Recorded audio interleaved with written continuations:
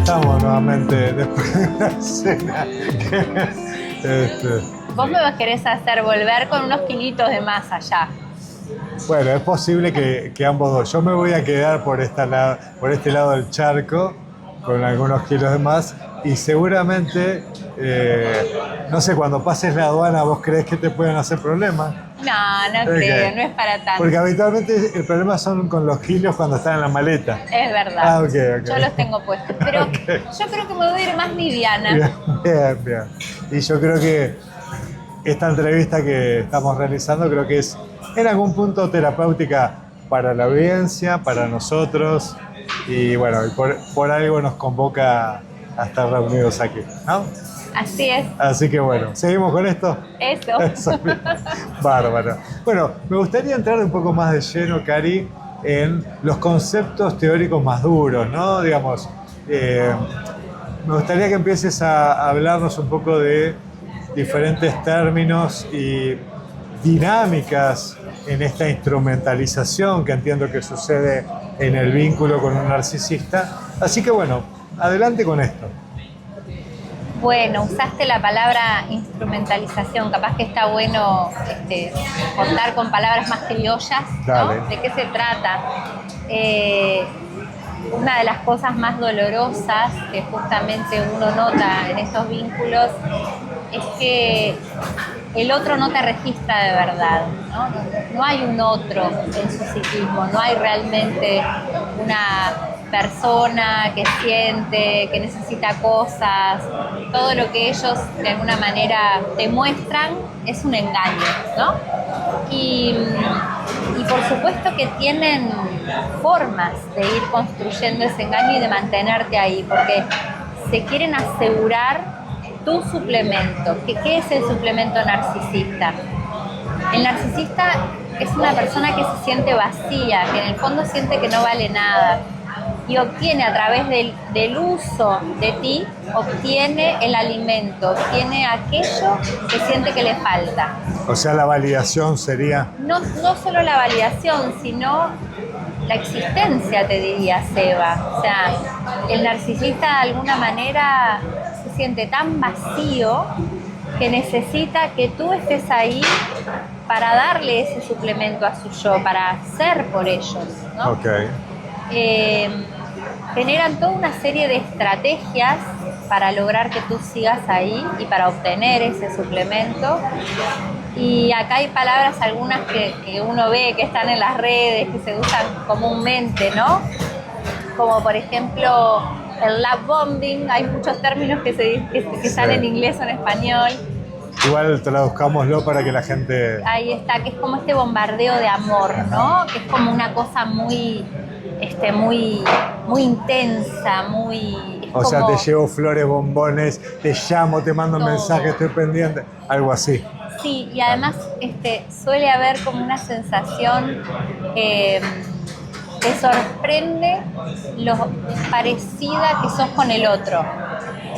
La como, media naranja, esa famosa. Sí, en esto del love bombing o del mito de la media naranja de Platón, te hacen sentir, son esas personas que de repente vos decís, ay, a mí me gusta tomar tal cosa y comer tal cosa. A mí también. Ay, qué bueno. Sí, a mí me gusta lo mismo. Te sentís como con un alma gemela, ¿no? Qué lindo coincidir con un otro, ¿no? Qué cosa linda. Sí, porque es un juego, es una invención en realidad, no es honesto. Y aparte, si fuera honesto, habitualmente no vamos a coincidir en todo. No, en un vínculo sano, sin duda. Bien. Imposible. Y esto no alude solo a las relaciones de pareja, ¿no? También, como dijimos hoy, familia, amigos, trabajo, compañeros de estudio, los vínculos en general. Este bombardeo de amor, que es muy intenso al inicio y de hecho al inicio es como hasta hormonalmente se sienten muchas cosas muy intensas. Después viene del otro lado, de la cara de la moneda, aparece el maltrato. Siempre son personas que establecen vínculos en donde está el bombardeo de amor y después está el maltrato y así van alternando un estado y otro, ¿no? Que es la famosa intermitencia que está tan bien estudiada en lo que tiene que ver con la adicción o con el efecto tragamonedas, ¿no? Digamos. Sí, y acá te voy a hacer como una aclaración bien interesante y algo específico. La gente cree que las personas se vuelven adictas al momento de amor. No, se vuelven adictas a la calma que sobreviene cuando termina el maltrato, ¿no? Porque uno empieza a vivir como en un estado de alerta tan permanente, que es como que vas como pisar, son esas relaciones donde yo les llamo pisar huevos. De hecho, en el taller de Amor del Bueno les pongo una dinámica y les pido que identifiquen con qué personas se sienten como pisando huevos, porque uno va así como en puntillas, ¿no? Con cuidado. Otro término es el gaslighting, que es como vendría a ser nube de gas, y este término está sacado de una película muy famosa y tiene que ver como con esa confusión, con ese estado mental confuso que te van generando, ¿no? Con estas cosas como lo que yo contaba de la caravana de la paciente, de decirte, no, estás loca, eso no es así, te acusan de las cosas que ellos hacen. Okay. Todo esto genera un estado confusional mental. Sí. Okay. Ese estado se llama disonancia cognitiva. Okay. También otro término es el hoovering, que es como viene de las aspiradoras Hoover, estas aspiradoras famosas que se vendían puerta a puerta en Estados Unidos y consisten en volver a aspirarte, te vuelven como a chupar, ¿no? ¿Eso qué sería?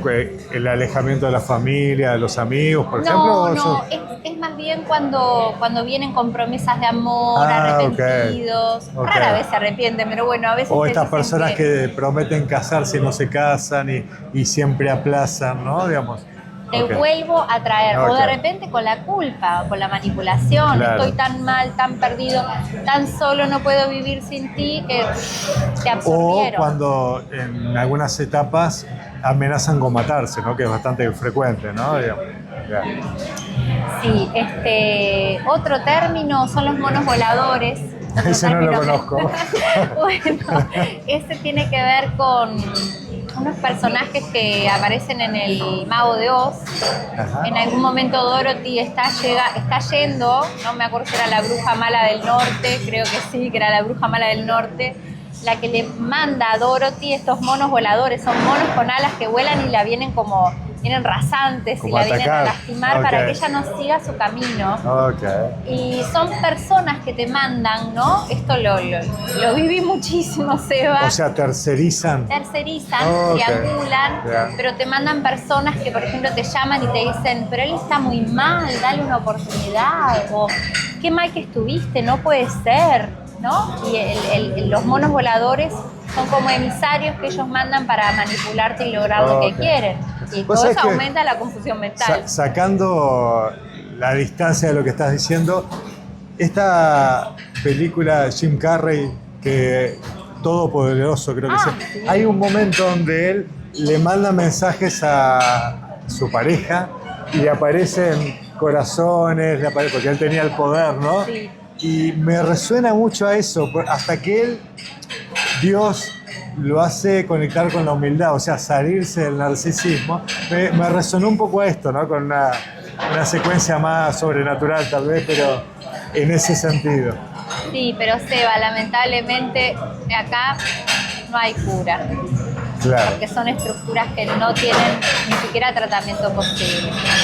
Ahora lo que pienso que con esto que estás diciendo, Cari, de que es verdad que son estructuras muy rígidas, que por supuesto, como la mayoría de las personas, la estructura psíquica se conforma en los primeros años, muchas veces hay un historial traumático muy severo y es lo que a la víctima o a la persona complementaria se llama, o no se usa más ese término, se engancha, ¿no? Porque sabe que sufrió, pero más allá de eso todas las personalidades se han conformado por estas deficiencias tempranas, apego incluido, etc. Y algo que yo pienso mucho en la clínica tiene que ver con la detección temprana. Muchas veces me ha pasado con mis hijos cuando eran pequeños de jardín de infante, observar cómo los niños ya van conformando su estructura y cómo los adultos o las instituciones no hacen detección temprana, que realmente ahí se podría intervenir y hacer una gran diferencia, porque aparte también podríamos decir que estamos viviendo un momento sociocultural, un contexto donde se está promoviendo el narcisismo por la ausencia de un vínculo cercano, vulnerable, por la ausencia de límites claros, cuidadosos. Entonces yo creo que más que no tengan cura estamos dejando pasar oportunidades de detección temprana e intervenciones efectivas que en definitiva como sociedad nos están dañando, ¿no? Porque lo que estamos haciendo es haciendo vista gorda de un tema que luego termina dañando y mucho, ¿no? Sí, varias cosas fui pensando, ¿no? en lo que trajiste, pero algo que creo que no es tan sabido, no es tan hablado, que me parece súper interesante, es que el narcisismo se genera por exceso de maltrato o por exceso de cuidado. Porque el cuidado también puede dañar cuando tiene la forma de la sobreprotección. Y claro, yo creo sí, que eso es lo que estamos viendo cada vez más. Estamos viendo cada vez más padres que no permiten que sus hijos se frustren, que no les dan tiempo a necesitar las cosas, a tratar de procurarlas por sí mismos. Padres que no... Esto, que de repente educan con pocos límites, incluso padres con miedo, ¿no? Ya Barilco lo decía hace más de 20 años. Padres con miedo a los hijos, ¿no? Entonces, eso también genera estos perfiles narcisistas. A veces es como el exceso de cosas que les damos. Por eso, hoy de mañana veía un reel que me parecía muy interesante de un psiquiatra argentino que a veces da como algunos consejos de crianza y él decía justamente esto, decía, no le digas a tu hijo sos maravilloso, elogiale el hecho por el que es maravilloso. claro. Decirle, qué lindo cómo haces esas tareas con ganas, con esmero, porque ahí le estás dando la validación a través del esfuerzo, ¿no?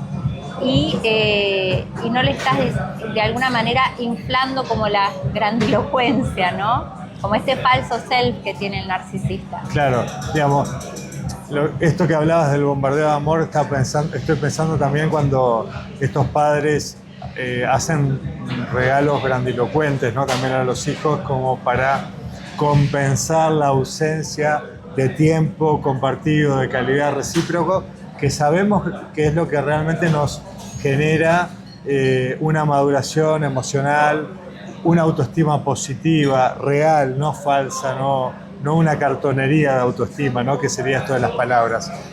Y es verdad que en la psicología se le da mucho más hincapié al daño producido por la negligencia, el castigo, y no tanto al daño producido por la sobreprotección. ¿Y por qué daña tanto la sobreprotección? La sobreprotección no le está dando lugar al otro, a su yo auténtico, ¿no? No le permitís que se equivoque, que aprenda, que se frustre. Y eso va construyendo una autoestima real y sólida, ¿sí? Enfocada en lo real, en la experiencia real que vas teniendo. Por supuesto que los progenitores tienen que ser andamiaje para que eso sea gradual, si no se produce el trauma, ¿sí? Ahora, este exceso de protección, este exceso de cartonería, de palabras que tratan de compensar la ausencia en el vínculo, está generando estructuras rígidas, frágiles a la vez, ¿sí? Claro. Y esta ausencia de una autoestima real, vulnerable, que es la que buscamos generar en todos. Que en eso estamos hoy acá. Exactamente, exactamente. Intentando transmitir también desde la vulnerabilidad, que creo que es el mensaje más potente que podemos dar, ¿no? Y que no sea una charla solamente teórica, sino un encuentro... Somos humanos que nos atraviesan y cosas. Estamos acá en este bar maravilloso, sí, en Buenos Aires, y bueno, y nada, y todo esto es parte de que sí, la comunicación sea lo más ajustada a lo que a nosotros nos hace sentido también. Una cosita chiquitita de... Seba, charlar contigo es una maravilla y se me van disparando un montón de cosas. Así. Una cosita chiquitita, algo que dijiste, cuando un padre, por ejemplo, le hace un regalo súper costoso al hijo, ¿no? A veces hay padres que tienen un perfil narcisista y que cometen este tipo de acciones, eso no quiere decir que todos los padres que les regalen cosas claro, no. Pero hablamos de algunos, ¿no? Tiene tanta sutileza el narcisismo para actuar, que está bueno como ejemplo. A veces los padres los llenan de cosas a los hijos porque quieren que sean lo que ellos no pudieron ser, lo que no son. La proyección. Y ahí ves cómo no están mirando a ese hijo, ¿no? Totalmente. Justamente, Digamos, es la ausencia de mirada real. Volvemos a repetir, Cari, esto de que el narcisismo lo tenemos todos en cierto grado y es necesario como forma de supervivencia, ¿no? Lo egoico, ¿no? Y podemos tener como un gradualismo, ¿no? Nosotros estamos haciendo tal vez hincapié en este caso más patológico, sí, que tiende a una polarización hacia la crueldad, el sadismo, la perversión incluso, en algunos casos tocando la psicopatía tal vez. Sí, entonces, por supuesto, hay gradualismos y también es algo importante y podríamos hacer... Me toqué el micrófono, sigue vivo. No sé qué hacer el micrófono. Eso es importante. Todos podemos hacer como este autorregistro de cuánta manipulación utilizamos en los vínculos, cuántas estrategias, cuánto dejamos la honestidad para usarlo instrumental. Digo, como nadie se salva de esto, ¿no? Es un ejercicio interesante de honestidad y por supuesto los vínculos nos van dando información, ¿no? De cosas que no nos gustan de nosotros mismos y es interesante un ejercicio doloroso, ¿no? Porque creo que Freud hablaba de la herida narcisista, sí, ¿no? Digamos, sí, atravesar esto. Claro. Pero creo que es un camino interesante ser corajudo en eso y es una buena forma para que esto no se desmadre en nuestra vida y no termine dañando de una forma cruel al otro, ¿no?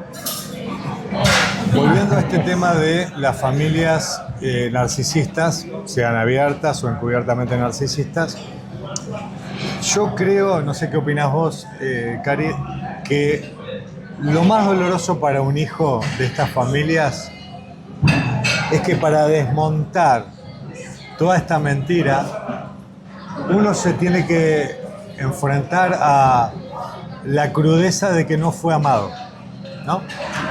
Y es tan devastador para alguien descubrir que atrás de una conducta que aparentemente es cariñosa, pensemos en una situación de abuso, ¿no? Que obviamente uno como adulto dice un abuso es una conducta que daña, pero desde la mirada de un niño muchas veces puede sentirse como un acercamiento al progenitor, como un mimo, ¿sí? Desde la edad que tiene 2, 3, 4, 5 añitos.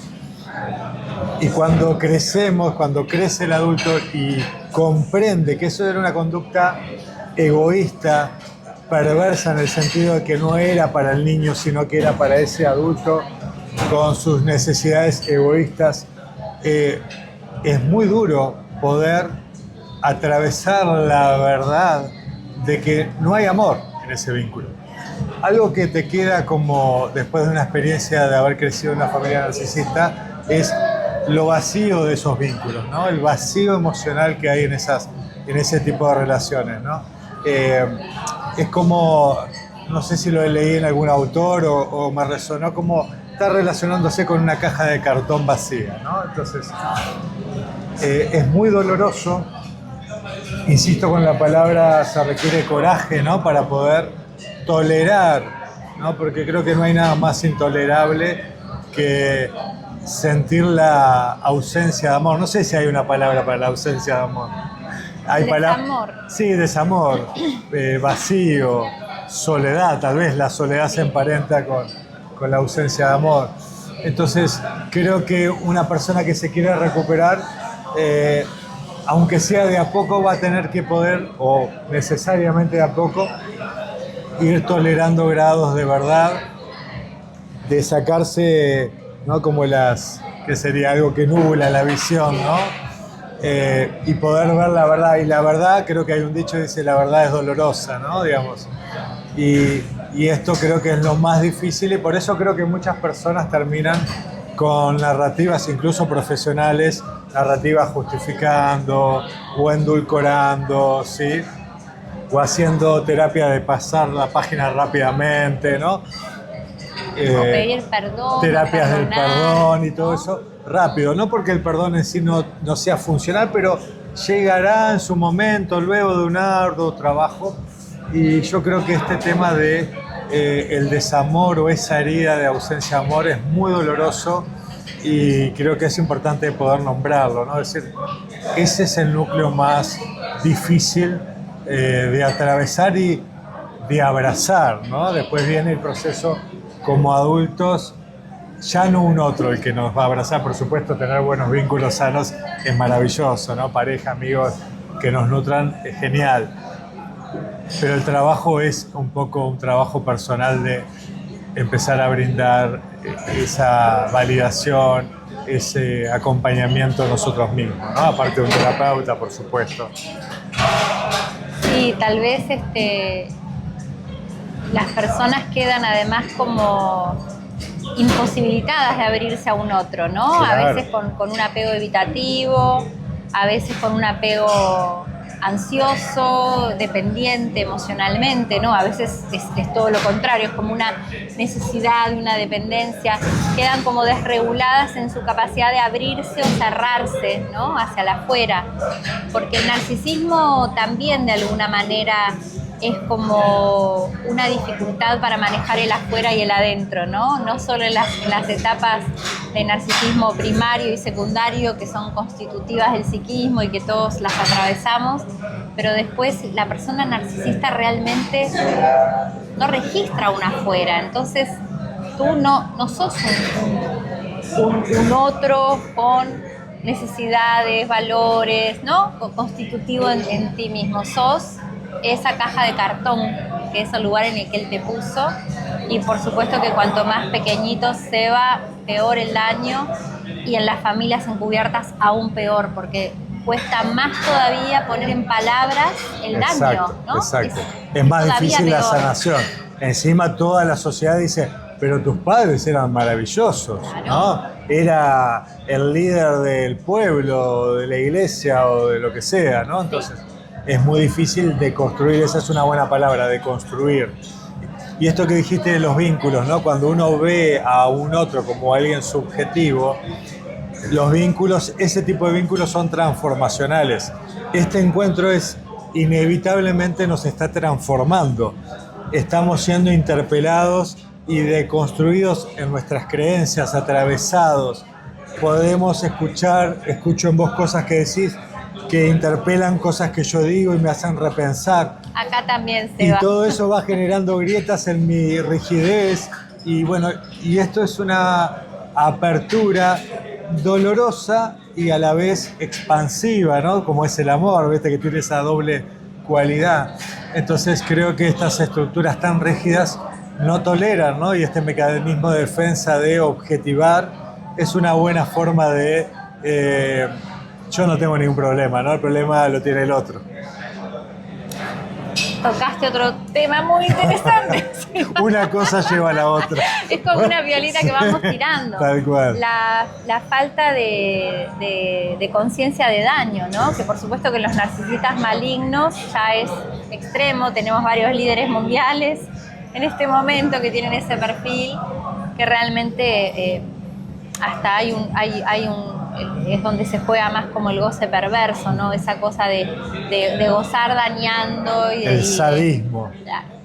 Y qué interesante, Seba, porque los narcisistas nunca tienen la culpa, nunca fueron ellos.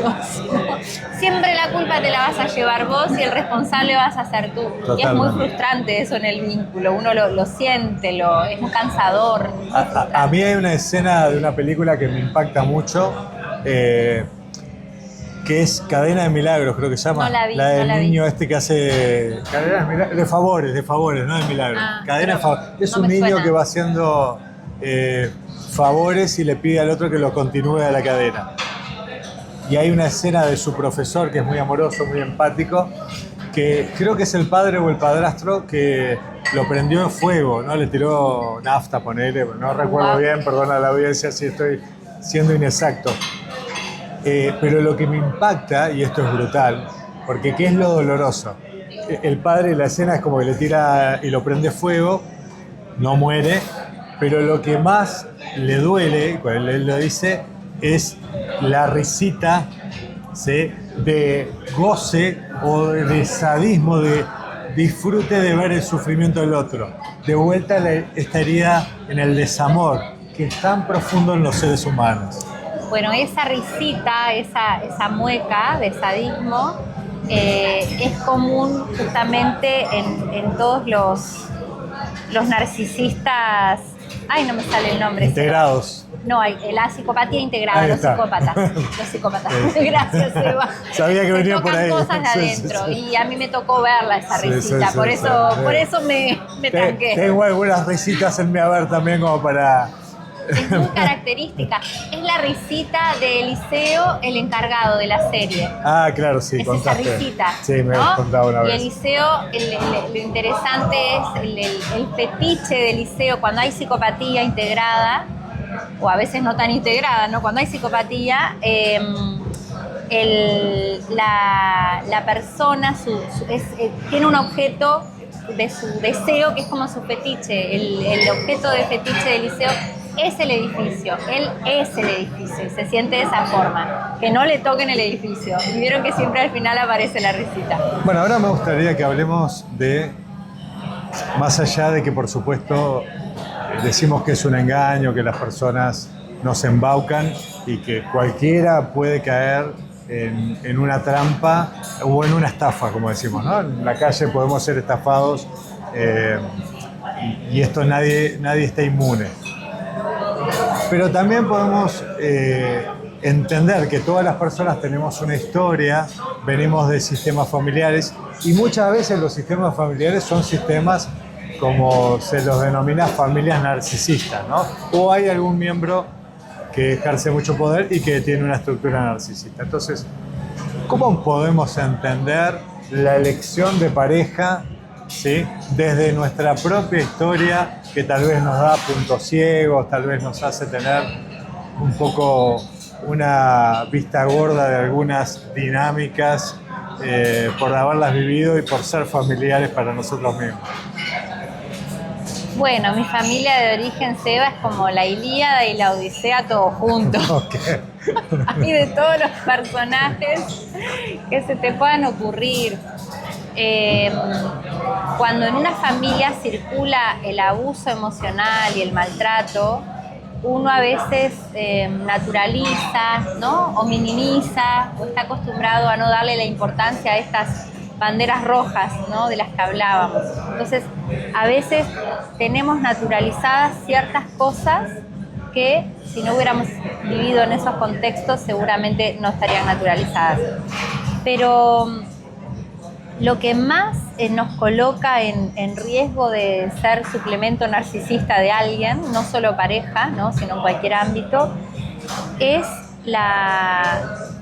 esta cuestión de estos perfiles de personas que se les dice paz, personas altamente sensibles, sí, claro. El grado de empatía que desarrollamos cuando en el seno de nuestra familia sufrimos abuso y maltrato, desarrollamos una forma de estar al servicio del otro, de ser sumamente empáticos, ¿no?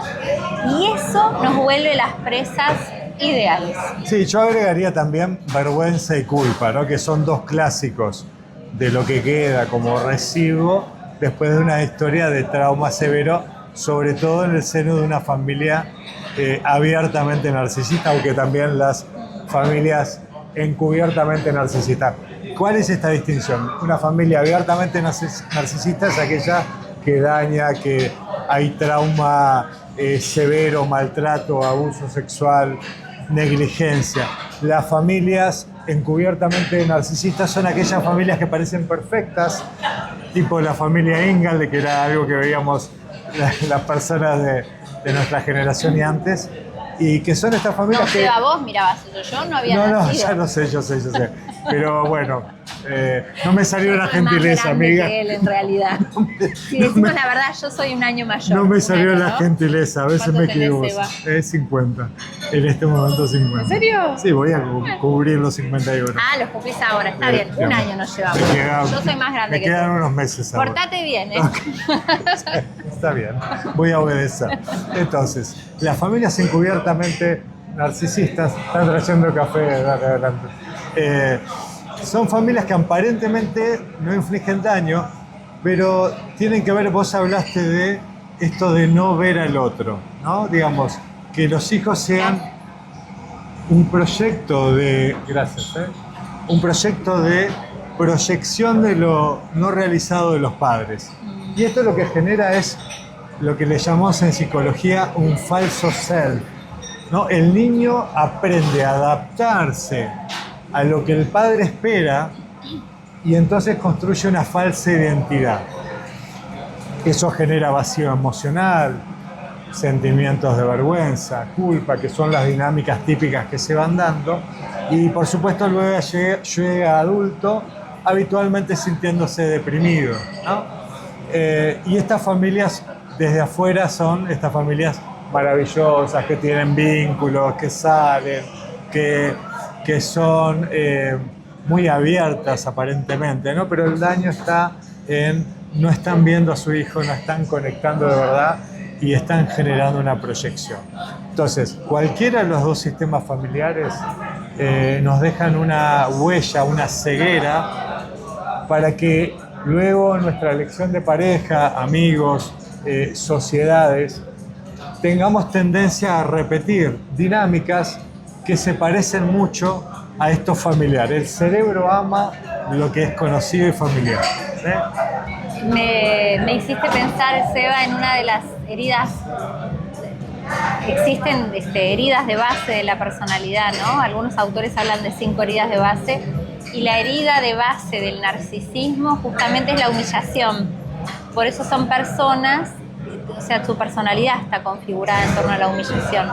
Y son personas que están muy pendientes de cómo son vistas, y por eso muchas veces tienen conductas que tienen que ver con la imagen, ¿no? Con la estética, los músculos. Hay como toda una cuestión fuerte por lo estético, y me hiciste pensar en algo que es justamente la ira narcisista que sobreviene cuando uno hiere su orgullo. Herirle el orgullo a un narcisista es lo peor que le podés hacer. Prepárate. Hay una frase que yo aprendí por propia experiencia, es: jamás humilles en público a un narcisista. Es una condena a una persecución que no termina más. Puede terminar en lo judicial, ¿sí? Entonces, porque esta intolerancia, las estructuras narcisistas son una gran coraza de esa vergüenza profunda que todas las personas que hemos vivido historias traumáticas podemos tener, pero cuando las vamos trabajando, vamos regulando esa vergüenza y la vamos transformando, ¿no? Y vamos atreviéndonos a mostrarnos auténticos. En cambio, esta estructura tan rígida no tolera. Yo, los pacientes narcisistas que he atendido, hemos hecho psicoterapia y hemos llegado a puntos de vulnerabilidad, y eso es un clásico que deja en la terapia. Cuando se rompe la estructura rígida y se desborda la vulnerabilidad, dejan la terapia habitualmente. Sí, sí, es así. Es así. Entonces, consejos: ser muy cuidadoso a la hora de avergonzar o humillar a una persona con estas características, porque vuelve un daño muy severo hacia nosotros, y hay que usar un modelo de asertividad muy fino, muy delicado. Yo lo diría por propia supervivencia, ¿no? Es así, Así porque es. como dice Maxi, primero a salvo. Totalmente. Siempre lo dice, lo repite, y es como un básico Totalmente. muy importante que no debemos olvidar.